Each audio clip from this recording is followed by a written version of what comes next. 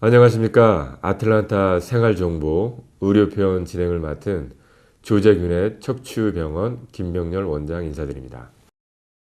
오늘은 종아리 근육 파열에 대해서 여러분들과 함께 나눠보는 시간을 갖겠는데요.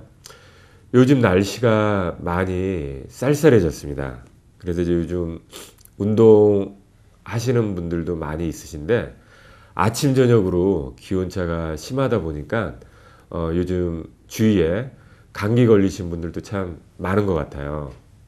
그래서 저도 이제 며칠 전에 좀 감기가 있어가지고 지금 코도 좀 막힌 소리가 나고 그러는데, 아무튼 우리 시청자 여러분 양해해 주시면 감사하겠고요. 그 종아리 근육 같은 경우에는, 근육 파열 같은 경우에는 보통 이제 운동 선수들이 많이 경험하는 그런 파열인데, 특히 테니스 선수들이 굉장히 많은 것 같아요. 저희 병원 같은 경우에도 보면은. 왜냐면 굉장히 빠른 스피드로 그 디렉션, 방향을 바꾸다 보니까 그 근육이나 그 근육을 싸고 있는 근막이 갑자기 이제 스트레칭을 받으면서 부분적으로 파열이 되는 수가 있거든요. 그래서 이제 종아리 근육을 보게 되면은 장단지 근이 있고요. 그 다음에 가자미 근이 있어요.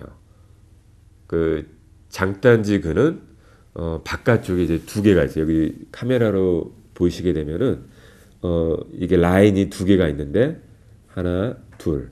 그래서 이제 안쪽에 있는 장단지 근육이 그 비복근 내축두.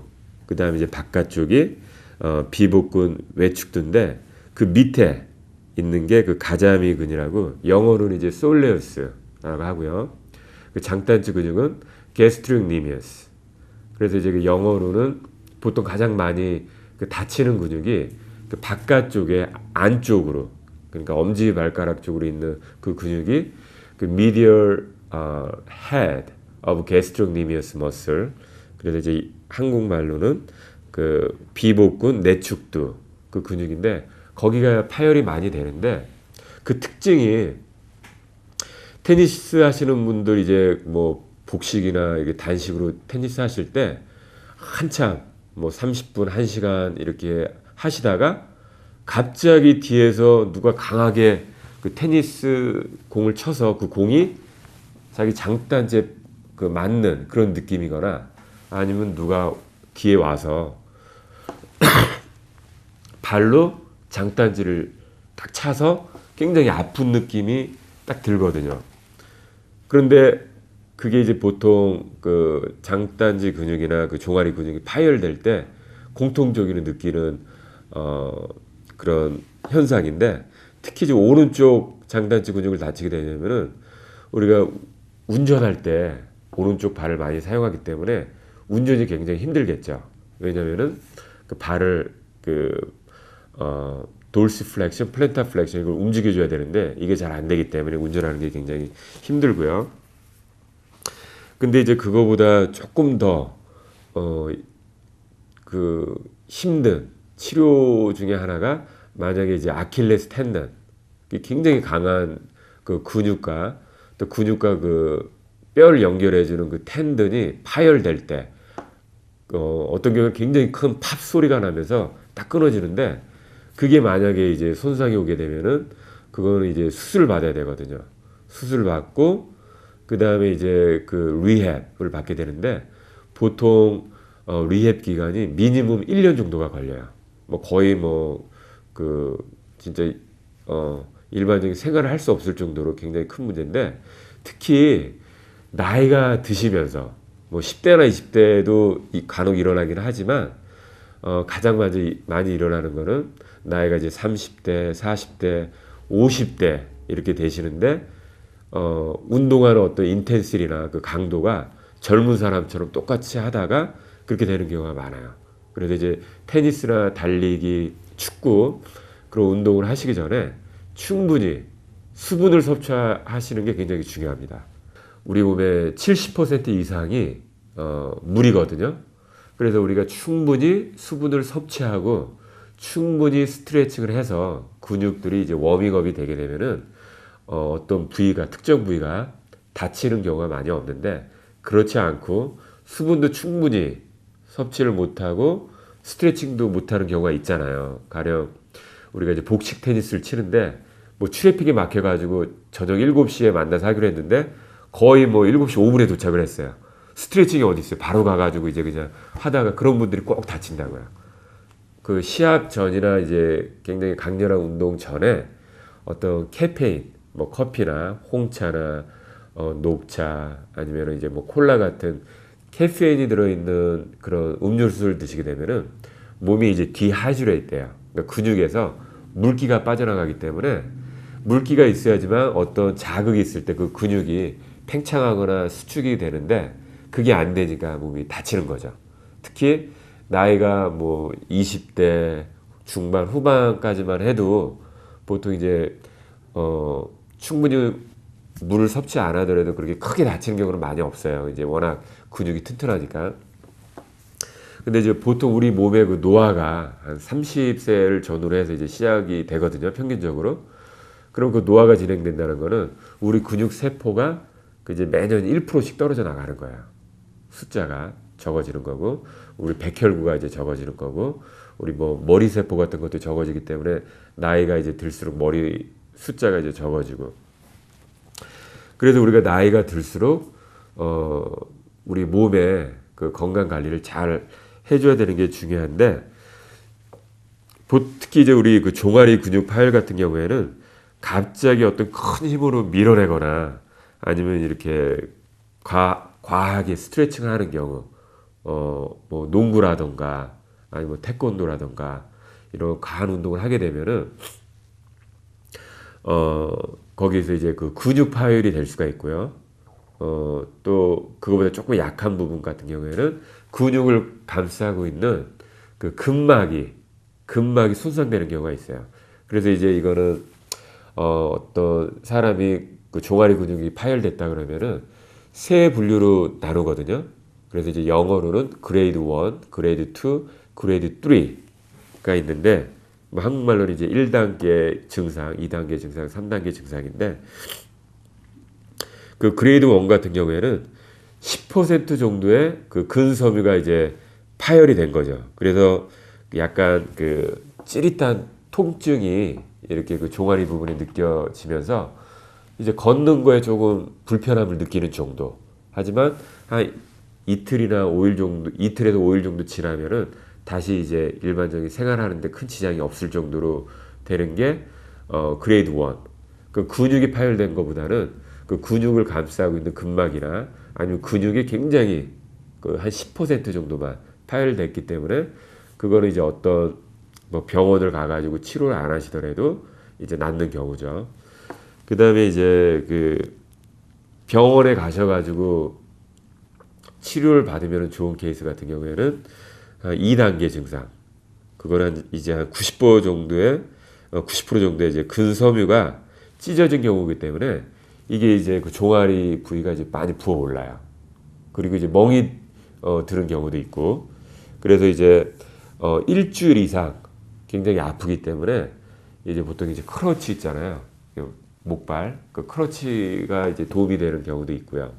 그 다음에 이제 그 발이 플랜터 플렉션이나 이제 돌스 플렉션 이렇게 움직이는 거 있잖아요. 발을 그거 할 때마다 굉장히 정말 송곳으로 찌르는 듯한 그런 통증이 있기 때문에 치료를 병원에 가서 받으시면 조금 더 빨리 이제 완쾌가 가능하고요. 그 다음에 이제 어떤 경우에는 그 힐팻이라고 신발 그 뒤에 발꿈치 그 뒤쪽에 쿠션 같은 걸 이제 집어넣는 경우가 있어요. 그래서 왜 종아리 근육이 어느 정도 파열된 상태이기 때문에 이게 힐팻이 조금 올라오게 되면은 아무래도 그 찢어진 부분이 조금 더 붓겠죠. 그래서 이게 빨리 치료가 되면서 이제 더 빨리 붓는. 근데 이제 이때 중요한 거는 만약에 왼쪽에 다쳤어도 오른쪽도 그 힐팻을 집어넣어 주는 게 좋아요. 그렇지 않으면 양쪽에 이제 문제가 생길 가능성이 있고요. 그 다음에 이제 그 3단계 증상은 거의 뭐 걸을 수 없는 통증도 굉장히 심하고 뭐 굉장히 많이 부어오르고 그 다음에 이제 멍도 들지만 때에 따라서는 근육이 완전히 이렇게 찢어지면서 이게 거의 이렇게 뭉치는 경우도 있어요. 그래서 이제 이런 경우는 수술을 받는 경우도 있는데 일반적으로 우리가 이런 다칠 때 우리가 이제 축구장에서 다칠 수도 있고 테니스 코트에서 다칠 수도 있고 이제 운동하다가 뭐 이렇게 태권도나 합기도 같은 거 하다가 다치는 경우가 있는데 또 바로 병원 가는 게 이제 뭐 병원 문이 닫아가지고 못 갈 수도 있고 또 여러 가지 사정 때문에 병원을 못 갈 때는 기억하실 수 있는 게 그 한국 밥이 이제 영어로 라이스죠. RICE. 그래서 이제 그게 어브리비에이션인데 R은 그 rest. 충분히 쉬는 게 굉장히 중요하고요. I는 그 아이스. 그 얼음 찜질을 하시는 게 굉장히 중요한데 아이스를 하실 때는 시간당 한 15분 정도 해주는 게 좋아요. 그 아이스가 이렇게 좋다고 들으셔가지고 1시간에 막 50분, 60분씩 하게 되면은 오히려 더 많이 부어올 수가 있기 때문에 될 수 있으면은 너무 차가울 수가 있으니까 거기 이제 수건이나 헝겊을 대고 아이스팩을 이렇게 눌러주는 게 좋고 그 세 번째가 C, 컴프레션. 그래서 이제 아이스를 작은 아이스보다는 어떤 백에 뭐 이 정도 되는 백에 아이스가 담겨져 있는 거를 올려놓으면 좋겠죠. 그 다음에 E가 엘리베이션. 만약에 제 왼쪽 종아리를 다쳤다 하면은 다리를 올려놓는 게 좋아요. 우리 심장 위치가 지금 우리 왼쪽 가슴 이쪽인데 이거보다 조금 더 올라가게. 그렇게 되면은 rise, rest, ice, compression, elevation. 그걸 하게 되면은 통증이 이렇게 많이 이렇게 가라앉을 수도 있고 붓기가 빠질 수가 있어요. 그래서 우리 축구, 미식 축구나 일반 축구 같은 경우에 보면 그 사이드라인에 저희 같은 이제 그 스포츠 닥터들이 있다가 이제 선수들이 다치면은 가장 먼저 하는 게 뭐 이게 스프레이. 그러니까 아이스하고 같은 작용을 하는 그 스프레이를 뿌려줘서 그 근육의 온도를 낮춰준다던가 아니면 이제 아이스로 이렇게 치료를 하는 경우가 있는데 그게 이제 가장 기본적인 치료고요. 그 다음에 이제 그 전기요법 같은 게 있어요. 뭐 엘렉트로 테라피도 있고 그 다음에 이제 그 울트라 사운드 초음파 요법 그런 것도 굉장히 도움이 많이 되고 그 다음에 이제 통증이 너무 심할 경우에는 그 오버 더 카운터 그 메디케이션 있잖아요. 페인 메디케이션, 뭐 아이부프로펜이라던가 뭐 아세타미노펜 이런 약을 템포러리로 뭐 하루나 이틀 정도 드시는 게 도움이 될 수가 있고요. 그 다음에 이제 그 능동이완 기법이라는 그런 치료법이 있는데 보통 그 트라이애틀론 그 철인 3종목 그 선수들이 15시간에서 18시간 동안 그 게임을 하잖아요. 수영이나 자전거 달리기를 그렇게 하는데 그 선수들이 다쳤을 때 이제 그 능동이완 기법으로 치료를 하는 방법이 있는데 그것도 굉장히 도움이 많이 되고요. 그 다음에 이제 그 테이핑 요법인데 뭐 스파이럴 테크닉이라던가 키니시오 테이핑 또는 그 락 테이프. 그래서 그 찢어진 그 부위를 그 테이프로 고정을 시켜주면은 그게 굉장히 그 치료에 도움이 많이 됩니다. 그래서 오늘 그 여러분들과 그 종아리 근육 파열에 대해서 나눠보는 시간을 가졌는데요. 이게 저 같은 경우에도 수년 전에 그 테니스를 하다가 오른쪽 그 근육이 종아리 근육이 파열됐는데 그때는 치료를 저도 이제 제대로 잘 못 받았어요. 못 받고 제가 뭐 거의 한 달 반 정도 이렇게 크러치도 사용하고 좀 시간이 오래 걸리더라고요. 치료하는 게. 근데 이번에도 종아리 왼쪽을 다쳐서 이번에 좀 아이스부터 해서 뭐 초음파 치료라던가 전기치료 이런 걸 빨리빨리 받았는데 굉장히 도움이 많이 됐어요. 그래서 이틀 정도 그 목발 크러치 사용하고 3일째부터는 조금 이제 절룩거리지만 이제 많이 좋아지는 걸 보면서 여러분들이 정말 그 상황을 잘 판단하셔서 이게 집에서 이렇게 단순하게 치료가 될 수 있는 건지 아니면 병원에 가서 치료를 받아야 되는 건지를 잘 분별을 하셔서 치료를 받으면 굉장히 좋을 것 같습니다. 제가 이제 며칠 전에 다시 한번 그 양해의 말씀을 드리고 싶은 거는 감기를 걸리면서 이제 코가 많이 막혔어요. 그래서 제가 그 부분에 대해서 죄송하게 생각하고 저희는 다음번 같은 시간에 여러분들 다시 찾아뵙겠습니다. 여러분 감사합니다.